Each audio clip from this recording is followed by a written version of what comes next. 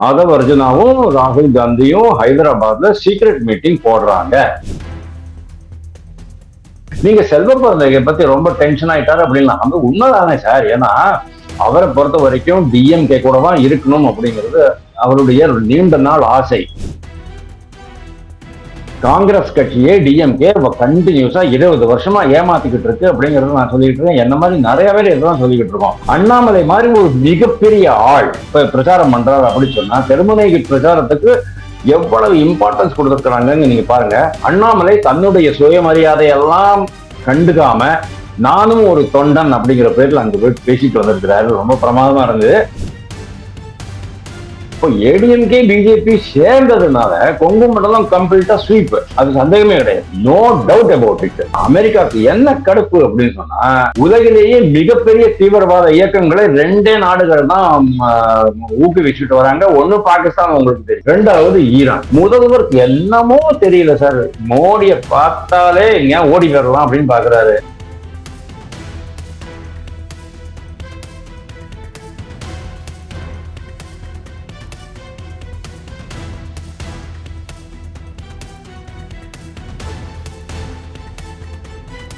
வணக்கம் தென்வன் மீடியா நேயர்களே, நான் உங்க சிவகுமார்.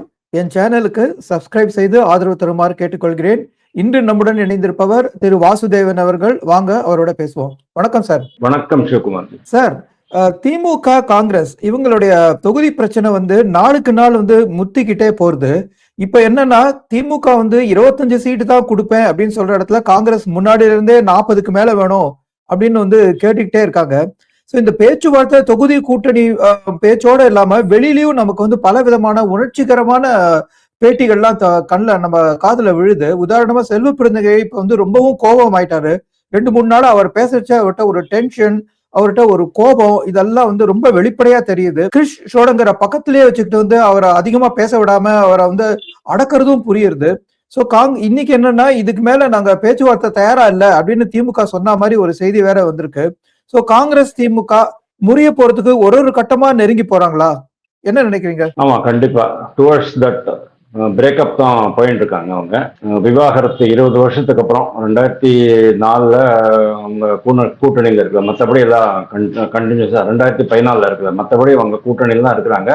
ஆஃப்டர் 22 இயர்ஸ் ப்ராபபிளி இது பிரேக்கப் ஆகிறதுக்கான சான்சஸ் ரொம்ப ஜாஸ்தி இருக்கு. 3 மணிக்கு ஏதோ ஒரு ஃபிளாஷ் நியூஸ் பார்த்தேன். சம்படி ஒரு சீக்ரெட் மீட்டிங் போடுறாங்களாம் ஹைதராபாத்ல ராகுல் காந்தியோட. இங்கே தமிழ்நாட்டுல யாரு போறாங்கிறது எனக்கு தெரியல. செல்வ பிறந்தகை போறாங்கிறது தெரியல. ஏன்னா செல்வ பிறந்தகை இவர் ஆதவ் அர்ஜுனா போறாரு அப்படின்னு கேள்விப்பட்டேன். ஆதவ் அர்ஜுனாவும் ராகுல் காந்தியும் ஹைதராபாத்ல சீக்ரெட் மீட்டிங் போடுறாங்க அப்படிங்கிறது லேட்டஸ்ட் நியூஸ். இதை நம்ம முதல்ல எதிர்பார்த்ததுதான். ஏன்னா டிஎம்டிகே உள்ள வந்த பிறகு இவங்களுக்கு ரொம்ப பிரஷர் ஜாஸ்தி போச்சு டிஎம்கேக்கு. இன்னொன்னு என்ன ப்ராப்ளம் அப்படின்னா, டிஎம்கே காங்கிரஸ் கட்சியை நம்ம தான் காப்பாத்திட்டு இருக்கோம். நம்மளுடைய வாக்குகள் இல்லாம காங்கிரஸ் கட்சி ஜெயிக்க முடியாதுங்கிறது அவங்களுக்கு ரொம்ப நல்லாவே தெரியும். ஆனா அவங்க ஒப்புக்கொள்ள விரும்ப மாட்டேன்றாங்க. அப்படின்னா காங்கிரஸ்னுடைய வாக்குகள் இல்லாம அவங்களால ஆட்சியை பிடிக்க முடியாது. ஓகே, டிஎம்கே வாக்குகள் இல்லாம இவங்க ஜெயிக்க முடியாதுங்கிறத நான் ஒத்துக்கிறேன். ஆனா ஒட்டுமொத்த தமிழகத்திலையும் 234 தொகுதிகள்லையும் காங்கிரஸ் கட்சிக்கு கொஞ்சம் வாக்குகள் இருக்கு. 1-2 இடங்கள்ல 10-15% வரைக்கும் இருக்கு. தென் தமிழகத்துல பரவலாவே இருக்குன்னு நான் சொல்லுவேன். அப்போ அந்த வாக்குகள் எல்லாம் ஒட்டு மொத்தமா டிஎம்கேக்கு போறதுனால தான் டிஎம்கே ஆட்சியை பிடிக்க முடியறது. இதெல்லாம் பிடிக்க முடியாது. அந்த உண்மையை காங்கிரஸ்காரங்க எடுத்து சொல்றாங்க. ஆனா அவங்க ஏத்துக்கிறது இல்லை. இதுல ப்ராப்ளம் என்ன ஆயிட்டு இருக்கு அப்படின்னா, காங்கிரஸ் கட்சி இந்த கூடுதல் தொகுதிகள் அப்படிங்கறதோட நிறுத்திட்டு இருந்திருக்கலாம். தேவையில்லாம அவங்க ஆட்சியில் பங்கு, அதிகாரத்தில் பங்கு அப்படிங்கிற மாதிரி ஆரம்பிச்சாங்க. கூடவே ஒரு ராஜ்யசபாவும் கேட்டிருக்காங்க. ராஜ்யசபா கேட்கறதுக்கு ஒரு காரணம் இருக்கு. அந்த ராஜ்யசபா பத்தி ஜஸ்ட் ஒரு 1 மினிட்ல நம்ம நேயர்களுக்கு தெரியப்படுத்தணும். அது என்ன ப்ராப்ளம் என்னங்கிறது சொல்றேன். ராஜ்யசபால 103 இடம் பிஜேபியில இருக்கு. 27 இடத்துலதான் காங்கிரஸ் கட்சி இருக்கு. 25 இடம் மினிமம் வேணும். அதாவது 25 மெம்பர்ஸ் இருந்தா தான் ஒரு எதிர்கட்சியா அங்க காங்கிரஸ் கட்சி செயல்பட முடியும். லோக்சபால காங்கிரஸ் கட்சிக்கு இன்னைக்கு வரைக்கும் அவங்க முதல்ல 2 டேர்ம் 2014, 2014, 19, 24 2 டேர்ம் காங்கிரஸ் கட்சிக்கு எதிர்கட்சி தலைவர் பதவி கொடுக்காம ஓட்டுனாங்க. இப்போ காங்கிரஸ் கட்சிக்கு ஒரு அதாவது இந்த 4 பேர் ரிட்டையர் ஆகுறாங்க இல்லையா, அந்த 4 பேர் எங்கெங்க இருந்து ரிட்டையர் ஆகுறாங்கிறது நீங்க பாருங்க. சத்தீஸ்கட்ல இருந்து 2 பேர் ரிட்டையர் ஆகுறாங்க. கேடிஎஸ் துளசி, புலோதேவி நேதாம் அப்படிங்கிறவங்க. ரஜினி பாட்டீல் அப்படிங்கிறவர் வந்து மகாராஷ்டிரா இருந்து ரிட்டையர் ஆகுறாரு. அபிஷேக் மனு சிங்வி தெலுங்கானால இருந்து ரிட்டையர் ஆகுறாரு. இப்ப ப்ராப்ளம் என்ன அப்படின்னா, சத்தீஸ்கட்ல 35 எம்எல்ஏஸ் தான் இருக்கு. அவங்க ஒரே ஒரு ஆளை தான் அவங்கள தேர்ந்தெடுக்க முடியும். 2 பேர் ரிட்டையர் ஆகிறாங்க, ஒரு ஆளை தேர்ந்தெடுக்க முடியும். தெலுங்கானால லக்கிலி என்ன ஆயிடுச்சுன்னு சொன்னா, அவங்களுக்கு 64 எம்எல்ஏஸ் இருக்காங்க. அதனால 2 பேரை அவங்களால தேர்ந்தெடுக்க முடியும். அப்ப எவ்வளவு ஆச்சு? 2 1 3 ஆச்சு. மகாராஷ்டிரால இழுபறி. மகாராஷ்டிரால என்ன ஆயிட்டு இருக்கு அப்படின்னா, ரொம்ப பெக்யூலியர் சிச்சுவேஷன் அங்க. மொத்தமாவே, அதாவது காங்கிரஸ் கட்சி, சிவசேனா உத்தவ் தாக்கரே, நேஷனல் என்சிபி சரத்பவார், இந்த 3 கட்சிகளுமே சேர்ந்து 56 இடங்கள் தான் வச்சுக்கிட்டு இருக்கிறாங்க. அவங்களால ஒரு தொகுதியை தான், ஒரு ஆளை தான் அவங்களால வெற்றி பெற செய்ய முடியும். இப்போ போறவங்க ரிட்டையர் ஆகிறவர் வந்து ரஜினி பாட்டீல் அப்படின்ட்டு ஒரு காங்கிரஸ்காரர். இப்போ காங்கிரஸ்காரருக்கு அந்த தொகுதி கொடுப்பாங்களா அப்படின்னா கொடுக்க மாட்டாங்க. காரணம் என்ன அப்படின்னா, என்சிபி சரத்பவாருடைய கட்சியில 2 பேர் ரிட்டையர் ஆகிறாங்க. உத்தவ் தாக்கரேவுடைய கட்சியிலையும் ஒருத்தர் ரிட்டையர் ஆகுறாங்க. அப்போ அவங்க இந்த இடத்த வாங்கிக்கணும்னு ஆசைப்படுவாங்க இல்லையா? அதுவும் இல்லாம மகாராஷ்டிரா விகாஸ் அகாடியினுடைய தலைவராக உத்தவ் தாக்கரே தான் இருக்கிறாரே தவிர காங்கிரஸ் அங்க இல்ல. அதாவது சத்தீஸ்கட்ல ஒரே இடம், தெலுங்கானால 2 இடம் தான் அவங்க வந்து எடுக்க முடியும். ராஜ்யசபா காங்கிரஸ் கட்சி ராஜ்யசபா மெம்பர்ஸ் எடுக்க முடியும். இன்னும் ஒண்ணு கம்மியாச்சு சொன்னா இப்ப 26 ஆயிடும். எகெயின் ஜூன் மாசம் ப்ராப்ளம் ஆகும். ஜூன் மாசம் இன்னும் சில பேர் ரிட்டையர் ஆயிடுவாங்க இல்லையா? அப்போ திருப்பியும் ஒரு எலெக்ஷன் வரும்போது காங்கிரஸ் கட்சிக்கு டெஃபினட்டா பிரச்சனை வரும். அப்படிங்கிறதுனால அந்த ஒரு தொகுதியை மட்டும் நீங்க எங்களுக்கு விட்டு கொடுங்கன்னு சொல்லிட்டு டிஎம் கேட்டா அவங்க கேட்டுக்கிறாங்க. ஏன்னா இங்க 18 பேர் இருக்கிறாங்க, இன்னும் ஒரு 15 பேர் 16 பேர் டிஎம்கே சைட்ல இருந்து எடுத்துக்கலாம், நம்மளுடைய ஒரு இதை போட்டுக்கலாம் அப்படின்ட்டு. ஆனா அவங்களுக்கு என்ன அப்படின்னா, டிஎம்கேக்கு என்ன அப்படின்னா, ஒரு 133 135 பேர் தான், கரெக்டா 4 பேருக்கு வேண்டிய எம்எல்ஏஸ் தான் அவங்க கையில இருக்கிறாங்க. இதுதான் ஒரு மிகப்பெரிய இழுபறியா இருக்கு அவங்களுக்குள்ள. அதனால காங்கிரஸ் கட்சிக்கு இந்த ட்ரிப்பு 27ல இருந்து 4 பேர் போறாங்க, 23 3 பேர் ஆட் பண்ணாங்கன்னா 26 ராஜ்யசபா எம்எல்ஏஸ் தான், எம்பிஸ் தான் இருக்க முடியும் அப்படிங்கிற ஒரு கண்டிஷன். நவ் நீங்க கேட்ட கேள்விக்கு வரேன். இது வந்து உண்மையிலேயே இந்த பேச்சுவார்த்தை எங்க போயிட்டு இருக்குன்னுட்டு 25 இடம் தான் அவங்க ஸ்டிக் பண்ணிட்டு இருக்கிறாங்க டிஎம்கேல. ஆனா இவங்க 41 கேட்டுட்டு அதை வந்து 1 2 கம்மி பண்ணிக்கலாங்கிற மாதிரியும் இருந்திருக்காங்க. 35 கூட அவங்க ஒத்துன்றுவாங்க எனக்கு தோன்றது. ஆனா 35 அவங்க கொடுப்பாங்களா அப்படிங்கிறது தெரியல. டிஎம்கே என்ன பண்ணிட்டு ரொம்ப டாக்ட்ஃபுல்லி மற்ற கட்சிகளுக்கெல்லாம் 2 2 1 கம்மி பண்ணிட்டே போயிட்டு இருக்காங்க. டிஎம்டிக்கே வந்து ஒத்துக்குவாங்களா, அதாவது 8 கீழே ஒத்துக்குவாங்களா அப்படிங்கிறது எனக்கு கொஞ்சம் சந்தேகமா தான் இருக்கு. இவரு வைகோபால் சாமிக்கு வந்து சொந்த இதுல நிக்கணும், சொந்த சின்னத்துல நீங்க நிக்கணும் அப்படின்னு சொன்னா 3 இடத்துல தான் நிக்க முடியும் அப்படின்னு அவங்க சொல்லிட்டாங்க. அவர் 6 எதிர்பார்த்தாரு, 3 தான். முதல்ல போன வருஷம் 4, போன தேர்தல்ல இந்த ட்ரிப் 1 கம்மி பண்ணிட்டாங்க. சோ ஒவ்வொருத்தருக்கா கம்மி பண்ணிட்டு போகும்போது இப்போ இது சிபிஎம் சிபிஐ என்ன பண்ண போறாங்க அப்படின்னு தெரியல. 3 தான் ஒத்துக்கிட்டு இருக்கிறாங்க. சோ இந்த கண்டிஷன்ல தான் இவங்க வந்து பேரலா காங்கிரஸ் கட்சி சொல்லிட்டாங்க, 25 வேணும்னா வாங்க, இல்லைன்னா அடுத்த கடைக்கு போங்க அப்படிங்கிற மாதிரி சொல்லிட்டாங்க. இப்போ இவங்க என்ன சொல்றாங்க, இதை எங்களால ஒத்துக்க முடியாது. சோடங்கர் இன்னொரு முக்கியமான விஷயம் சொன்னார் சார், நீங்க கவனிச்சிங்களான்னு தெரியல. சோடங்கர் என்ன சொல்றாரு, டெல்லியில போய் சொல்றாரு, இங்க பேசல. இங்க பேச விட்டோம்னு சொன்னா உண்மை வெளியே வந்துடும் அப்படிங்கிறதுனால அவரை வந்து இவரே செல்வ பிறந்தக்கே வந்து மைக்க புடுங்கி அவரே பேசி அப்புறம் அவரை வந்து கூட்டிட்டு போயிட்டாரு அல்லாக்கா. சரி, அங்க போயிட்டு அவர் என்ன சொல்றாரு, காங்கிரஸ் கட்சி டிஎம்கே எப்போ ப்ராப்ளம்ஸ் இருந்ததோ, கஷ்டத்துல இருந்ததோ அப்போதான் நாங்க வந்து அவங்களை காப்பாத்திருக்கோம், அவங்கள ஹெல்ப் பண்ணிருக்கோம். இப்போ வந்து காங்கிரஸுக்கு திருப்பி செய்ய வேண்டிய நேரம் திமுகவுக்கு இருக்கிறது அப்படிங்க அவர் சொல்றாரு. என்ன காங்கிரஸ் கட்சி டிஎம்கேக்கு என்ன உதவி பண்ணிச்சு அப்படின்னு நான் யோசிச்சு பார்த்தேன். எனக்கு தெரிஞ்ச மாதிரி 2-3 விஷயங்கள் தான் வருது. அதாவது மன்மோகன் சிங் ஆட்சி காலத்துல வந்து ஒரு மிகப்பெரிய ஊழல்லாம் நடந்தது இல்லையா, அலைக்கற்றையில் ஊழல். அப்போ அலைக்கற்றையில் ஊழல்னா காற்றில் ஊழல் அப்படின்னு தானே அர்த்தம். அதை வந்து ஒரு டிஎம்கே மினிஸ்டர் கூட கிண்டல் பண்ணாரு. எப்படிங்க காத்துல எல்லாம் எப்படிங்க ஊழல் பண்ண முடியும், நிலம் வாட்டர் அந்த மாதிரினா பரவாயில்ல, காற்றுலதான் எப்படி ஊழல் பண்ண முடியும், இப்படி எல்லாம் காங்கிரஸ் கட்சிக்காரங்க சொல்றாங்க அப்படின்னு கிண்டல் பண்ணிக்கிட்டு இருந்தாங்க. அந்த சமயத்துல இங்க ஜாஃபர் சேட் அப்படின்னுட்டு ஒருத்தர், அவரை தான் வந்து கருணாநிதி ரொம்ப நம்பினாரு. டிஜிபி இருந்தார் அவரு. கருணாநிதிக்கு ரொம்ப நிழலா இருந்தார், கருணாநிதிக்கு தனி பாதுகாவலராகவும் இருந்தாரு.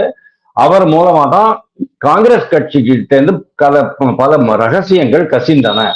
ஒண்ணு, அந்த இதுல பேசிக்கா என்னென்ன டாக்குமெண்ட்ஸ் இருக்கோ, ராஜா, கனிமொழி அவங்களெல்லாம் வந்து பிக்ஸ் பண்ற, அதாவது லிங்க் பண்ணக்கூடிய பல விஷயங்கள் எல்லாம் அவங்க வந்து அழிச்சிடுறாங்க. ரெண்டாவது, சிபிஐ என்கொயரி வருது அப்படின்னு தெரிஞ்ச உடனே இவங்களுக்கு முன்னாடியே இன்ஃபர்மேஷன் வந்துடுது. உடனே இவங்க வந்து மீனவர்கள் பிரச்சனை, ஏதோ ஒரு பிரச்சனையை எடுத்து பெரிய கலாட்டா பண்ண ஆரம்பிச்சிடுறாங்க. அதாவது அதை டைவர்ட் பண்ணி விட்டுடுறாங்க. கருணாநிதி பீரியட்ல நடந்தது. இந்த ரெண்டை தவிர வேற ஒன்றும் பெரிய உதவி பண்ணின மாதிரி எனக்கு தெரியல.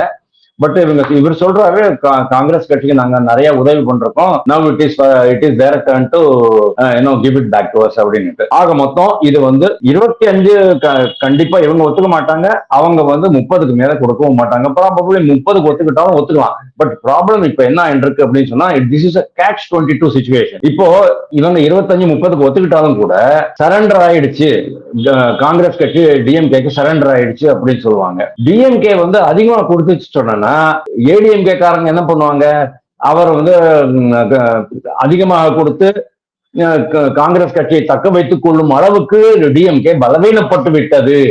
ஏன்னா என்னமா தாறுமாறா பேசியிருக்காங்க தெரியுமா அந்த இவங்கெல்லாம், அந்த டிஎம்கே ஆதரவு பத்திரிகையாளர்கள், மற்ற இவங்கெல்லாம் கட்சிக்காரர்கள்லாம் என்னமா பேசியிருக்காங்க. தலைவா ஒற்று தலைவா போட்டோம், நம்மளே 234 போட்டியிடலாம் அப்படிங்கிற மாதிரி தான் பேசியிருக்கிறாங்க. ஒட்டு நீண்டு இருக்கிறாங்க. பிரைம் மினிஸ்டர் சொன்னதுதான் இவங்களும் சொல்றாங்க. எவ்வளவு நாள் இவங்க வந்து இந்த சுமையை தூக்கிட்டு ஓடுறது அப்படின்னு கேக்குறாங்க. அந்த அந்த அந்த தொகுதிகளை எங்களுக்கு கொடுங்க, நாங்க ஜெயிச்சுட்டு வரோம் அப்படின்றாங்க. இந்த அளவுக்கு ரசவாசமா போன பிறகு இது ஒரு catch-22. இது எப்படி நம்ம வந்து ரிகன்சைல் பண்ண முடியும், இதுல இருந்து எப்படி தப்பிச்சுட்டு வெளில வரலாம் அப்படின்னு ரெண்டு கட்சியுமே யோசிச்சுட்டு இருக்கிறாங்க. ஏதாவது ஒரு காம்ப்ரமைஸ் ஃபார்முலா வரலாம் அப்படின்னு நான் எதிர்பார்க்கிறேன். இன்கேஸ் வரல அப்படின்னா, காங்கிரஸுக்கு மட்டும் தில் இருந்துச்சு, தைரியம் இருந்துச்சு அப்படின்னு சொன்னா நாளைக்கு ஈவினிங்குள்ள இந்த டெசிஷன் எடுத்துருவாங்க சார். நாளைக்கு வந்து 3ஆம் தேதி ஈவினிங்குள்ள அவங்க டெசிஷன் எடுத்துருவாங்க. ஏன்னா டிஎம்கே காரங்க சொல்லிட்டாங்க 25க்கு ஒத்துக்குங்க, நாளைக்கு சாயங்காலம் டெசிஷன் கொடுத்துருங்க சொல்லிருக்காங்க. 2 days டைம் கொடுத்துருக்காங்க. அதனால நாளைக்கு ஈவினிங் மோஸ்ட் ப்ராபப்ளி இவங்க வந்து விஜய் கூட போறதா தான் இருப்பாங்க. நீங்க செல்வ பிறந்தகை பத்தி ரொம்ப டென்ஷன் ஆயிட்டாரு அப்படின்னா அந்த உண்மைதானே சார். ஏன்னா அவரை பொறுத்த வரைக்கும் டிஎம்கே கூட தான் இருக்கணும் அப்படிங்கிறது அவருடைய நீண்ட நாள் ஆசை. அவரை வந்து இவங்க காங்கிரஸ்காரங்களும் சரி, டிஎம்கே காரங்களும் சரி, காங்கிரஸ்காரராகவே பாக்குறது இல்லை. அவரை வந்து டிஎம்கே காரராக தான் இவங்க எல்லாருமே பாக்குறாங்க. செல்வ பிறந்தகைக்கு மத்திய அளவுலையும் ஓகே, ஒரு பிரசிடென்ட் அப்படிங்கிறதுனால மல்லிகார்ஜுன் கார்கே அவர் வரும்போது ஒரு போன் எடுத்து பேசுவாரா இருக்கும். மற்றபடி அவருக்கு எந்த விதமான செல்வாக்கும் கிடையாது ராகுல் காந்தி ஃபேமிலிக்குள்ள. சோ ராகுல் காந்தியும் டிஎம்கே மேல பயங்கரமான கோபத்துல இருக்கிறார் அப்படிங்கிறத நம்ம கனிமொழி மூலமா தெரிஞ்சு போச்சு. இப்ப வெட்ட வெடிச்சதுக்கு வந்துட்டு இருக்கு. இன்னொரு முக்கியமான விஷயம், டிஎம்கேக்கு தான் வந்து காங்கிரஸ் கட்சியினுடைய ஆதரவு இப்ப தேவை தவிர காங்கிரஸ் கட்சிக்கு டிஎம்கே தேவை கிடையாது. ஏன்னா எப்படியும் 10-12 இடத்துல தான் ஜெயிக்க போறாங்க, ஆட்சியை பிடிக்க போறது இல்லை. ஆனா விஜய் கூட, ஆனா காங்கிரஸ் கட்சியினுடைய வாக்குகள் இல்லைன்னு சொன்னா இவங்களுக்கு ஆட்சியே கிடைக்காம போயிடும். 2வது முறை சாதனை படைக்க வேண்டும் என்று மு.க. ஸ்டாலின் சொல்றாரு. அந்த சாதனை பண்ண முடியாம போயிடும்.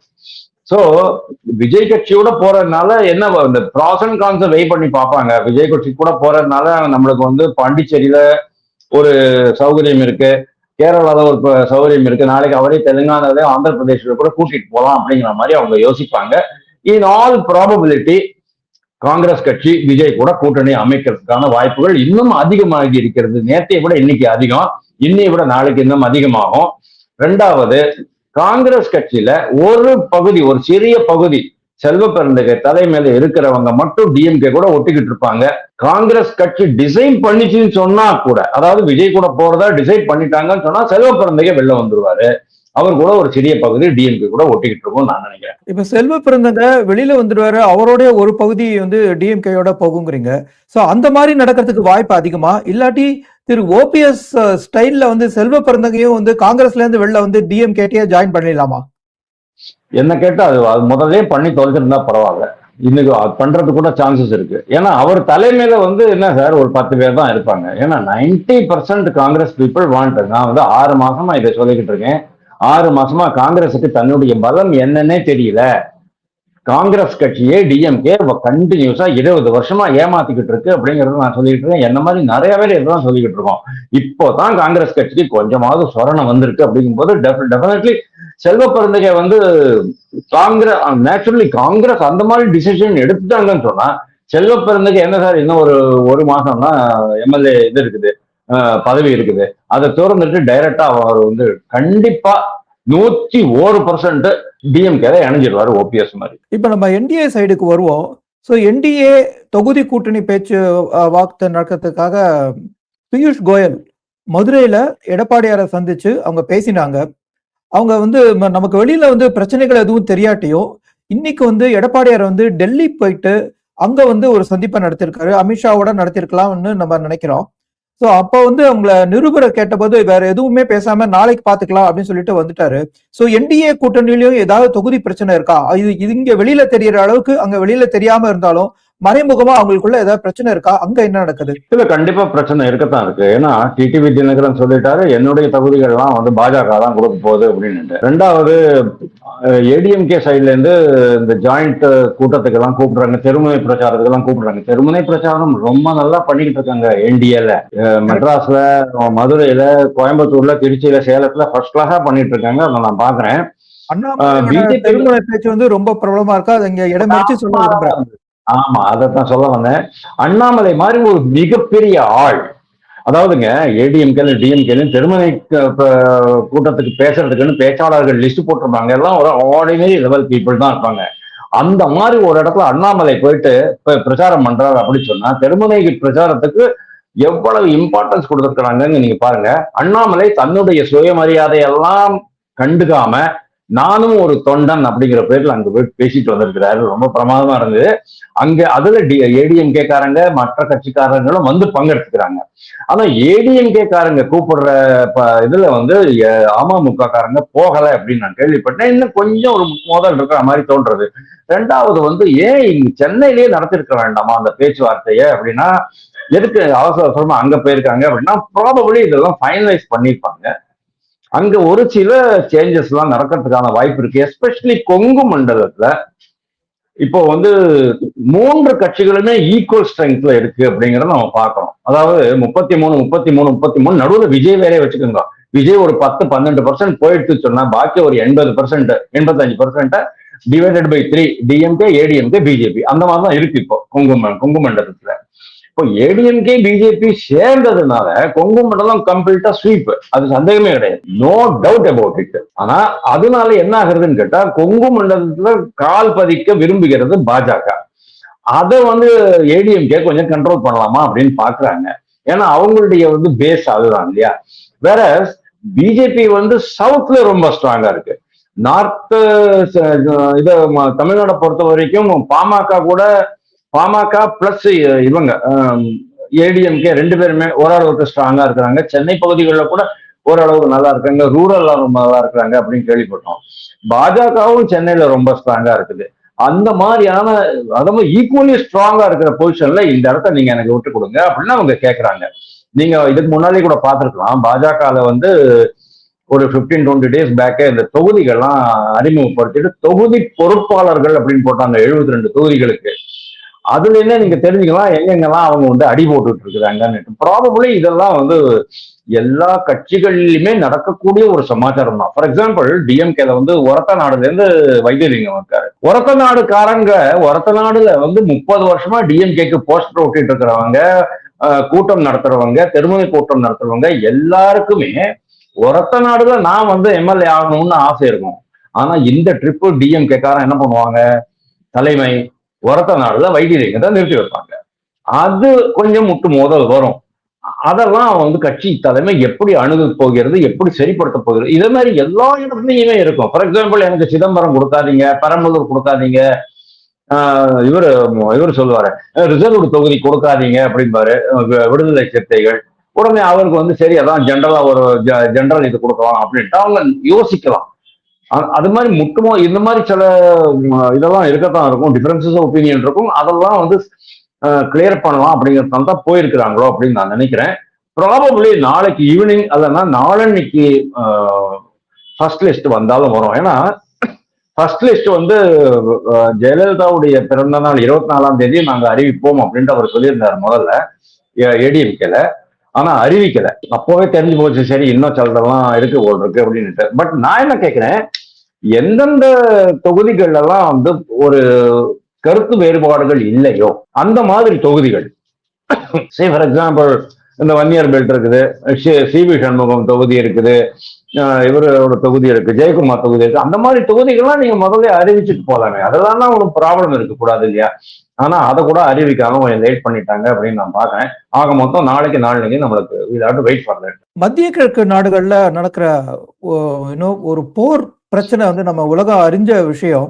அங்க வந்து ஈரான், இஸ்ரேல், அமெரிக்கா இவங்க 2 பேருக்கும் நடக்கிற ஒரு பெரிய ஒரு பதட்டமான யுத்தத்துல வந்து பல நாடுகளும் அங்க மத்திய கிழக்கு நாடுகளும் பாதிக்கப்படுறது.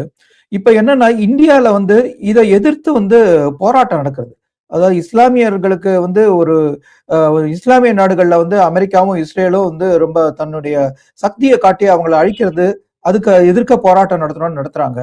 இன்னைக்கு வந்து திரு ஹெச் ராஜா அவர்கள் வந்து சொல்லியிருக்காரு, இதே மாதிரி பங்களாதேஷ்ல வந்து இந்துக்களுக்கு வந்து ஒரு ஒரு ஒரு கொடுமை நடந்த போது அதை எதிர்த்து போராடாதவங்க இன்னைக்கு வந்து இஸ்லாமிய நாடுகளுக்கு நடக்கிறச்ச மட்டும் வந்து போராடுறாங்களே அப்படின்னு கேட்கிறாரு. அதை பத்தி நீங்க என்ன நினைக்கிறீங்க? ஹெச் ராஜா ஈவினிங் ஹெச் ராஜாவுக்கு வந்து ஈவினிங் திருப்பியும் ஹாஸ்பிட்டல் போக வேண்டியிருந்ததுன்னு இப்போ கேள்விப்பட்டேன். இப்போ ரீசென்ட்லி இப்போ 5 மணிக்கு போக தான் கேள்விப்பட்டேன். எனவே இறைவன் அவருக்கு நீண்ட ஆயுள் அருளட்டும், ஆயுள் அண்டு ஆரோக்கியம். இந்த விஷயத்தை பொறுத்த வரைக்கும் இது வந்து ஒரு ஸ்பான்டேனியஸ் ரியாக்ஷன் அப்படிங்கிற மாதிரி தான் நான் பாக்குறேன். ஏன்னா இப்போ கொல்லப்பட்டவர் வந்து ஈரானிய அதிபர் கொல்லப்பட்டவர் காமேனிங்கிறவர் வந்து ஒரு ஷியா. ஈரான் நாடே ஒரு ஷியா தான், பெர்ஷியா. அவங்களுக்கு வந்து நம்ம நாட்டை மாதிரியே ரொம்ப பழமையான நாகரிகம் உள்ள ஒரு நாடு, சிவிலைசேஷன், வெரி ஓல்டு சிவிலைசேஷன்.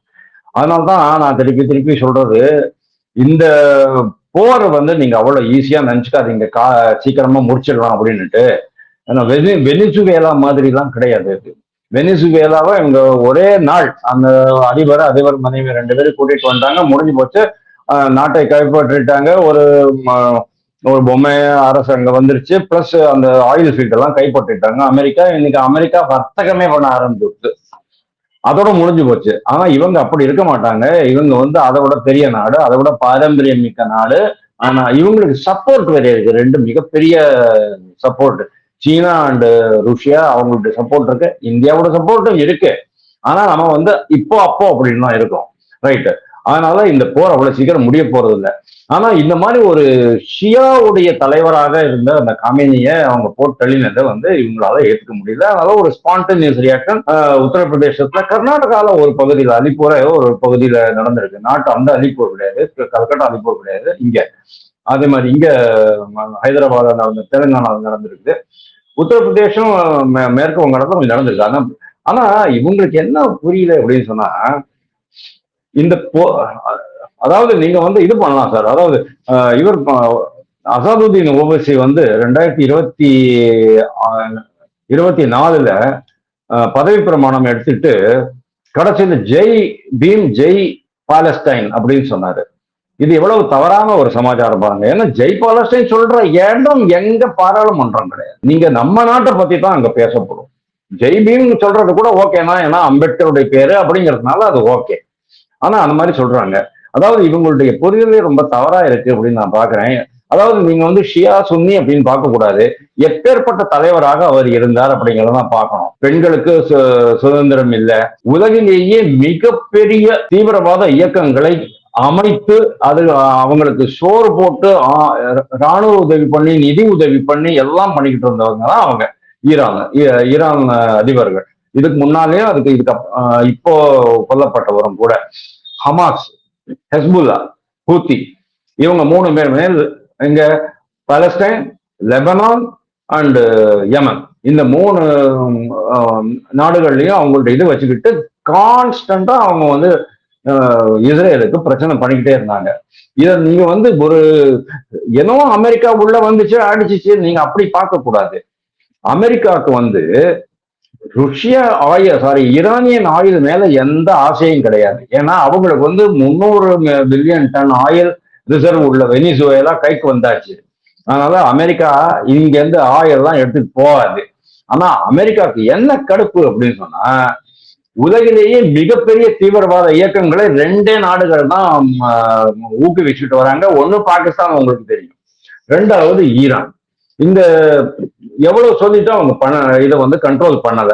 ரெண்டாவது வந்து ஈரான் நான் ப்ராலிபரேஷன் ட்ரீட்டியை சைன் பண்ணல. அவங்க வந்து மற்ற நாடுகளுக்கும் இந்த டெக்னாலஜியை அனுப்புறாங்க. ஈரான் வழியா தான் இதுக்கு போயிருக்கு, நார்த் கொரியாவுக்கு போயிருக்கு அப்படிங்கிறது எஸ்டாப்ளிஷ் ஆயிட்டு இருக்கு. அப்படி இருக்கும்போது நாளைக்கு இன்னைக்கு வந்து உங்களுடைய ஏரியாக்குள்ளேயே நீங்க வந்து மிசைல்ஸ் எல்லாம் டெவலப் பண்ணிட்டீங்க.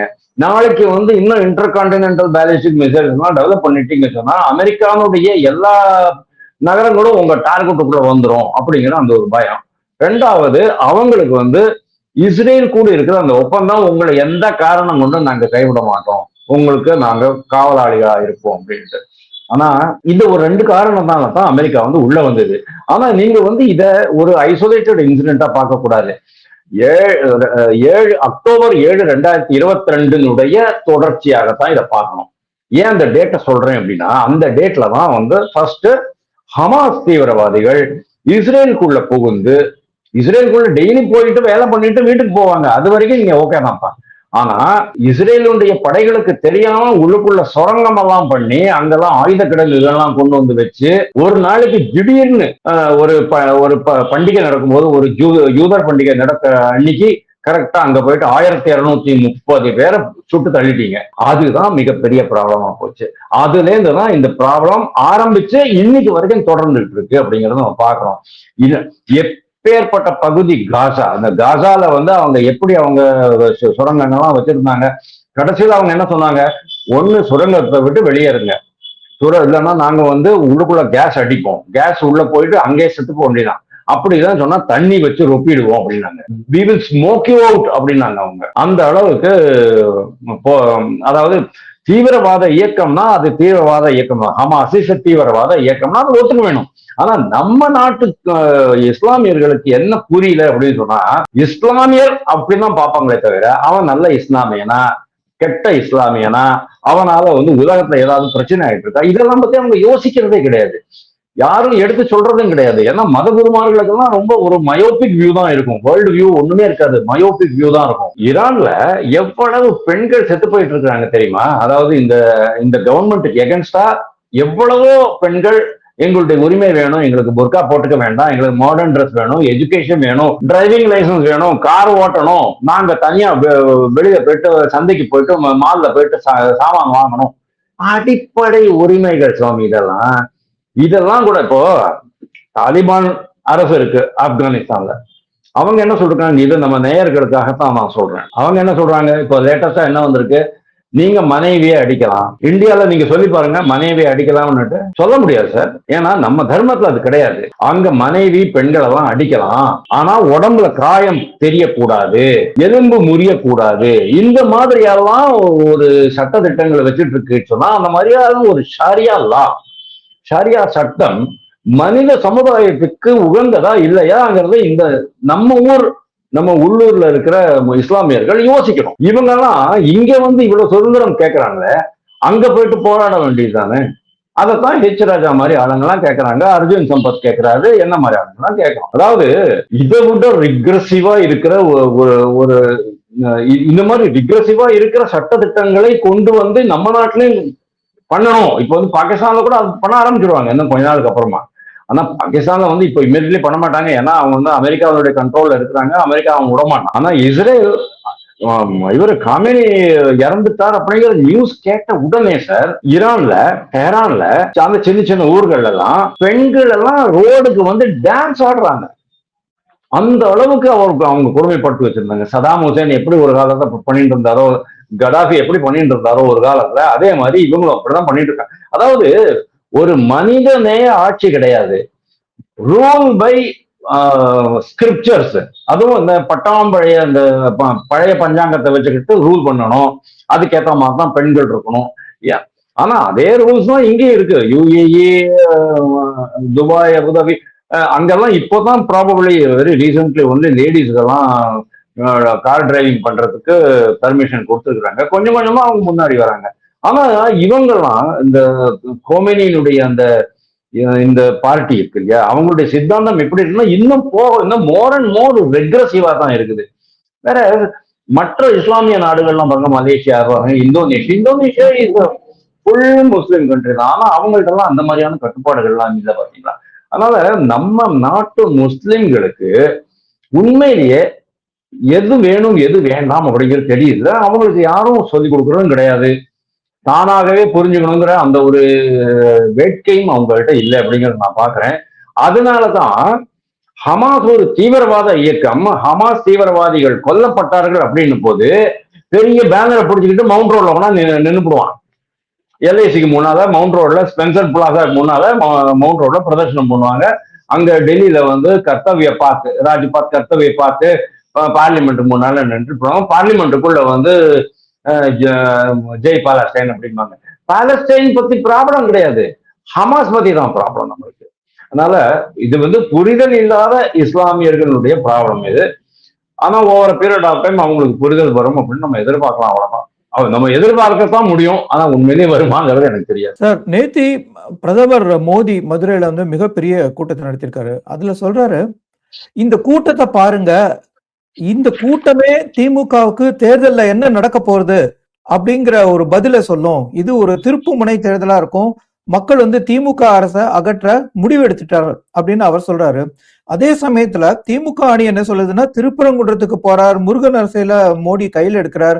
அவர் வந்து தமிழ்நாட்டுக்கு திட்டங்களை சொல்ல வந்தாலும் அவர் அரசியல் பண்ணத்தான் வந்திருக்கிறார் அப்படின்னு அவங்க சொல்றாங்க.